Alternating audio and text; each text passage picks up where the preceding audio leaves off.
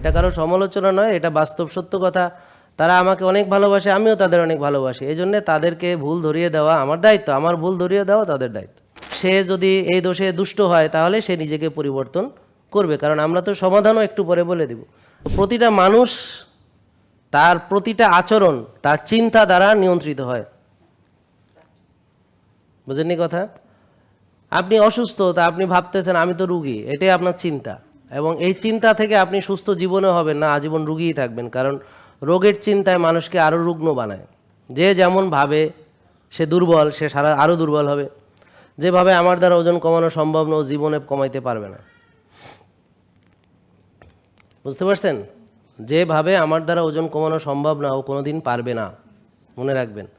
তাহলে ভাবনা মানুষকে নিয়ন্ত্রণ করে, কিন্তু ভাবনাকে কি করে নিয়ন্ত্রণ করতে হয় আপনাদের কেউ শেখায়নি, কেউ শেখায়নি, এমনকি আমাদের আলেমগণও নয়। বুঝতে পারছেন? কারণ তারা নিজেরা নিজেদের ভাবনাকে নিয়ন্ত্রণ করতে পারে না।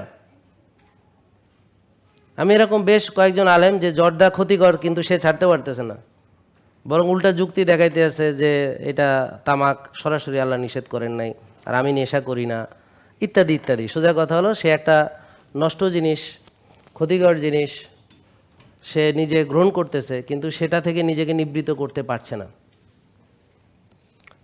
আমি কি বোঝাতে পারছি? তারপর অনেক আলেম, তার অলরেডি ডায়াবেটিস, কিন্তু ভাত খাইতে নিষেধ করছি, সে জিহ্বাকে নিয়ন্ত্রণ করতে পারতেছে না। তাহলে যে নিজেকে নিজে নিয়ন্ত্রণ করতে পারে না, সে আমাদের শেখাবে নিয়ন্ত্রণ? কি করে সম্ভব?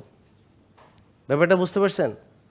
তো এই জন্যে নফসকে নিয়ন্ত্রণ করার কথা যারা শিখাবে, তাদের নফসই তাদের নিয়ন্ত্রণে নাই।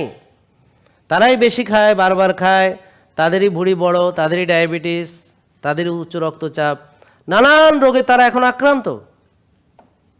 এবং এরকম বহু আমার কাছে আসে, তারা আমাকে ভালোবাসে, এবং আমি যেই কথাগুলো বলি এটা ভালোবাসার জন্যে বলি, এটা কারো সমালোচনা নয়, এটা বাস্তব সত্য কথা।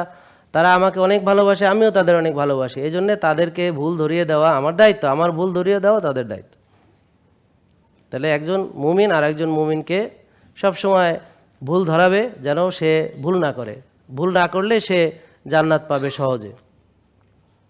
নাকি বুঝেন না কথা? আমি ভালোবাসি বলে আপনাদেরকে এই কথাগুলো বলি। এ তো আমি আপনাদেরকে মনে করেন অপমানিত করার জন্য বলছি না, কারণ আমাদের এই প্রবলেম আছে, আর যার নেই সে তো এই ব্যাপারে পবিত্র, তো তার তো আর খারাপ লাগার কোনো কারণ নেই। কিন্তু যে এই অপরাধী, তার তো খারাপ লাগার কারণ আছে। তো খারাপ লাগুক ভালো লাগুক বিষয় তা না, বিষয় হলো এই দোষ তার ভিতরে আছে কি না সে দেখবে, এবং সে যদি এই দোষে দুষ্ট হয় তাহলে সে নিজেকে পরিবর্তন করবে। কারণ আমরা তো সমাধানও একটু পরে বলে দেব, আমরা তো শুধু সমস্যা নিয়ে কথা বলবো না। জেকে লাইফস্টাইল লিমিটেড, ওষুধ মুক্ত সুস্থ জীবন।